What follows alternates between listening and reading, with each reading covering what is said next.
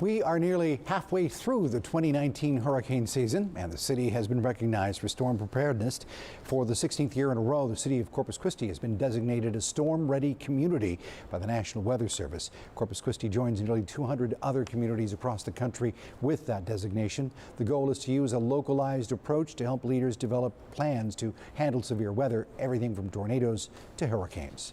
It is a rare designation. There are about 3,000 communities nationwide that are storm ready, 200 in Texas. And so we have about a dozen entities here in South Texas that are storm ready. There are several requirements each community must meet, including having a 24-hour emergency operations center, have several ways of sending severe weather warnings, and creating a system to monitor local weather conditions.